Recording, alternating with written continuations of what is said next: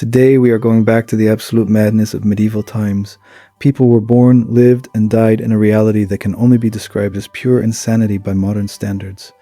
From eating mummies to sharing beds with total strangers, the Middle Ages was a fever dream that never ended. So buckle up, because we are about to descend into the brutal, unhinged, and terrifying world of the medieval age. 21. The fever dream bred. In the Middle Ages, survival was a daily gamble, and your own dinner could send you on a forced psychological journey. Because of the damp climate, rye grain, the staple food for the poor, often fell victim to a fungus called ergot. When people ate tainted bread, they didn't just get a stomachache. They experienced ergotism, a condition that caused intense hallucinations, internal burning, and even the loss of limbs. Entire villages would suddenly descend into mass hysteria, claiming they were seeing spirits or being pulled into the air. To the medieval mind, this wasn't a fungus. It was a divine trial or curse. It turned everyday life into a literal waking nightmare, where you couldn't trust your own eyes or your own neighbors. 20 animals on trial. In the medieval legal system, equality under the law took a very literal, very unhinged turn. Justice wasn't just for humans. If a neighborhood pig or a swarm of locusts caused distress to the community, they weren't just dealt with, they were arrested, booked, and dragged into a literal courtroom. We are talking about a full legal circus, where a pig might be dressed in a tiny human vest and breeches to stand before a judge. These creatures were even assigned defense lawyers who took the job with terrifying seriousness. In one famous case, a lawyer argued his rat clients couldn't attend their hearing because the local cats made the commute unnecessarily hazardous. If found guilty, these four-legged offenders faced a sanctioned public exit in front of the whole town. It was a world where even a cow could be cancelled by the state. 19. Trial by ordeal. When the evidence was thin and the judge was tired, the medieval courts turned to trial by ordeal, essentially a divine coin toss where the heavens acted as the jury. If you were accused of a crime, you were forced to undergo a miraculous endurance test. This usually involved clutching a red-hot iron bar or plunging your arm into a cauldron of boiling water to retrieve a stone. This wasn't just a test of pain, it was a biological verdict. Your blistered limb was bandaged, and 3 days later the priest would inspect the site. If the wound was clearing up nicely, it was seen as a divine proof for your innocence. But if the wound looked unpleasant or infected, that was considered a spiritual confession of guilt, and you were promptly escorted to the short rope for your final retirement. 18. Trial and divorce by combat. In the Middle Ages, when evidence was scarce, the courts deferred to the highest authority. The belief was that the higher power would physically grant victory to the truthful party while unliving the dishonest one. This meant any dispute, from property theft to the most serious crimes, could be settled with iron and grit. While we often imagine noble knights, this was a right for everyone. If you couldn't hire a professional champion, you stepped into the arena yourself. But the stakes were high. The defeated party wouldn't just lose the case, they would often face a permanent exit from the game of life, often taking place immediately after the trial. The unhinged nature of this reached its peak in 15th century Germany, with specialized rules for domestic disagreements. If a couple reached a total impasse, the law provided a settlement pit instead of a counselor. To level the playing field, the husband was restricted to a 3-foot wide hole, buried to his waist with one arm immobilized. The wife was granted full movement, armed with a weighted impact cloth. It was a game of high-stakes tag where the loser's subscription to life was promptly cancelled.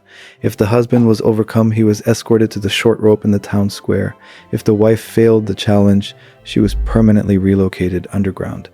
It was the ultimate final decree in a language everyone understood. 17. Medieval hygiene. If you think your chores are bad, wait until you see this. In a world without soap or toilet paper, people had to get creative with some truly disgusting materials. For laundry, they didn't have detergent, so they used stale urine. Because of the high ammonia content, your clothes were soaked in CHAMBER LYE to bleach the fabric. When it came to the bathroom, the lucky ones used moss or leaves to wipe, while the poor often used whatever was lying on the floor. But the peak of the madness was the hair. Wealthy elites wore massive wigs that were almost never washed. These headpieces became living colonies for lice and fleas that would thrive while the person slept. 16. The filthy bathhouse. The filthy bathhouse. Forget the myth that people in the Middle Ages never washed. The reality was actually much worse. People loved going to public bathhouses, but the madness lay in the communal water. Because heating a giant vat of water was incredibly expensive, the tubs were almost never drained between guests. You weren't just scrubbing away your own grime, you were essentially marinating in a human stew made of the sweat, grime, and unpleasant skin conditions of the entire village. Dozens of strangers would pile into the same lukewarm, stagnant pool, turning the water into a thick, opaque soup of bacteria. By the time you dried off, you were likely walking away with more biological souvenirs than you started with. 15. Bed sharing with strangers. If you think staying in a crowded hostel is bad, medieval travel will make your skin crawl. Personal space was a luxury that simply hadn't been invented yet. When a traveler stopped at a local inn, they weren't paying for a private suite. They were paying for a slice of a mattress. It was completely standard to be tucked in with 3 or 4 random companions, ranging from smelly soldiers to traveling merchants you'd met 5 minutes ago. You didn't just share the moth-eaten blankets, you shared the distinct aroma of unwashed wool and whatever diseases your bunkmates were carrying. Seeking a bed to yourself was actually considered highly suspicious behavior. In this era, sleeping alone was a sign that you were either a high-ranking royal or someone with something very dangerous to hide. 14. Status flexing. Forget luxury watches. Let's talk about the ultimate medieval flex. In the 1400s, high-fashion men wore krakos, shoes with toes so ridiculously long they had to be chained to the knees just to prevent falling over. But the real nightmare was the sugar flex. When sugar first arrived, it was so pricey that total dental decay became a symbol of extreme wealth. Having a mouthful of black, crumbling ruins proved you could afford the world's most expensive sweet poison. It got so unhinged that people who couldn't afford it would use soot or charcoal to paint their teeth black, desperately trying to look like their smiles were rotting from luxury. 13. Human pets. We are descending into one of the darkest chapters of royal history. In the prestigious courts of medieval Europe, people with dwarfism weren't treated as citizens, they were treated as human pets. Kings and queens would collect little people, displaying them side by side with monkeys and exotic birds as living symbols of royal wealth. It was disturbingly common for monarchs to trade these individuals as living gifts to other rulers, like high-end furniture. While some were pampered as entertainers, they were fundamentally dehumanized, often denied the right to marry and viewed as property rather than people. It was a world where your status as a favorite depended entirely on how much you amused a bored aristocrat who viewed your existence as a novelty item for their collection. 12. The Sin Eater. If you died with a soul full of secrets, the Middle Ages had a solution that was as dark as it was unhinged. You hired a Sin Eater. This was usually a local outcast, a person so poor and desperate they were willing to trade their own eternal soul for a crust of bread. The Sin Eater would sit over your cold, still body and eat a meal that had been passed over your corpse. The belief was that the food absorbed all your unconfessed sins. By swallowing the bread, the Sin Eater took those dark deeds into his own soul so you could go to heaven. These men were treated like lepers, feared and shunned by the community because they were seen as walking containers of the world's most heavy and permanent mistakes. 11. Flagellant hysteria. When the Black Death began wiping out entire cities, people didn't look for a cure. They looked for a punishment from above. This sparked a desperate cult of the flagellants. Massive groups of men and women wandered from town to town in a state of total religious hysteria, engaging in self-inflicted agony with iron-tipped lashes until they were covered in wounds. They believed that by causing themselves extreme pain, they could show they were sorry enough to make God stop the plague. Ironically, their plan backfired in the most medieval way possible. Because they were constantly traveling with open wounds and zero hygiene, these groups actually acted as super spreaders, carrying the contagion from village to village and accidentally speeding up the very apocalypse they were trying to prevent. 10. Lethal sports. Forget the NFL. Medieval football was a literal struggle for survival. Long before referees, stadiums, or even rules, football was essentially a sanctioned riot between entire rival villages. There were no limits on the number of players, and the goal was often a landmark miles away.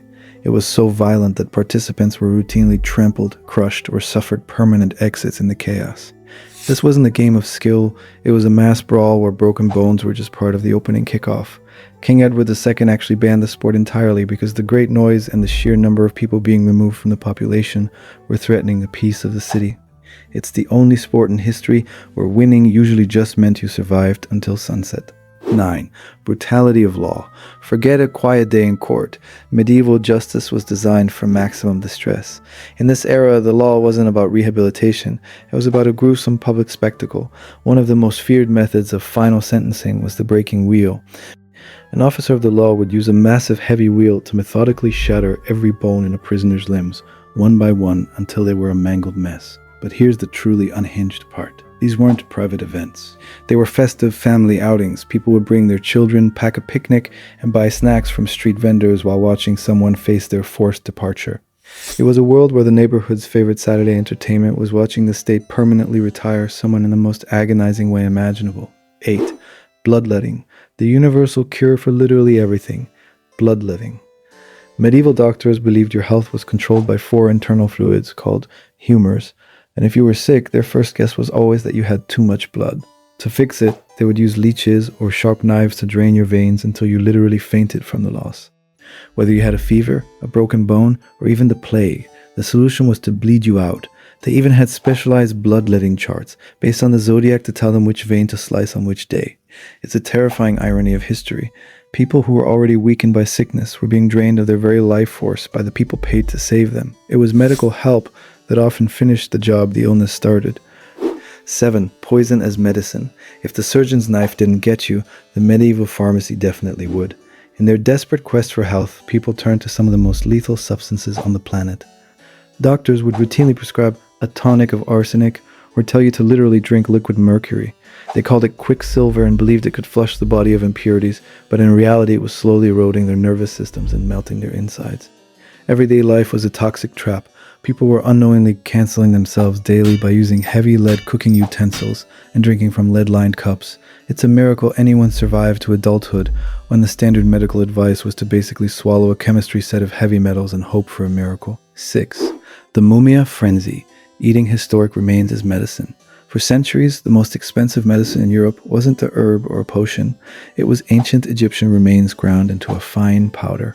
This unhinged frenzy started because of a mistranslation. Arab doctors used a natural mineral tar called mumia for healing, but Europeans thought they meant the literal individuals pulled from the pyramids. Soon, pharmacies were stocked with ancient dust, and people were eating pulverized mummies to cure everything from bruising to heart issues. When the supply of actual pharaohs ran low, shady dealers would just take freshly departed locals, dry them out in the sun, and sell them as the genuine ancient stuff. It remains one of the most bizarre examples of historical consumption where people were literally eating the ancestors of another civilization for a health boost. 5. Animal dung therapy. If you thought medieval medicine couldn't get any grosser, wait until you see what they did with waste management.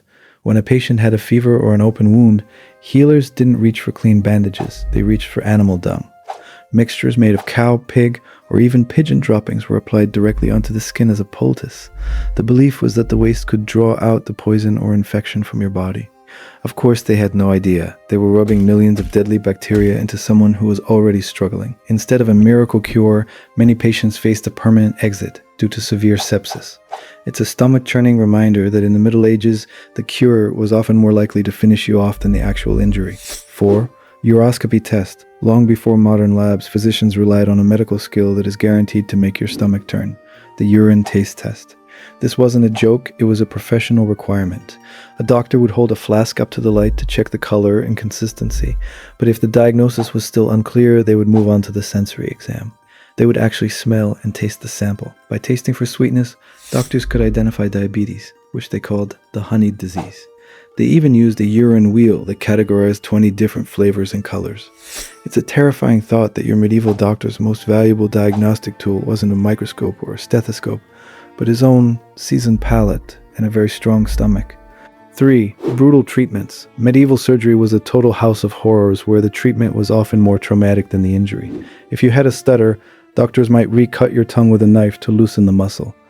If you suffered from cataracts, they performed couching, which involved stabbing a sharp needle directly into your eyeball to shove the lens out of the way, all while you were wide awake.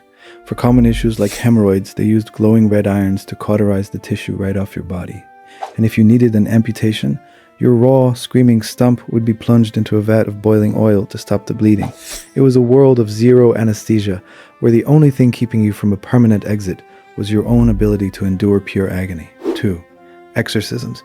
In the Middle Ages, if you suffered from a mental health crisis or a neurological disorder, you weren't taken to a hospital, you were taken to a priest.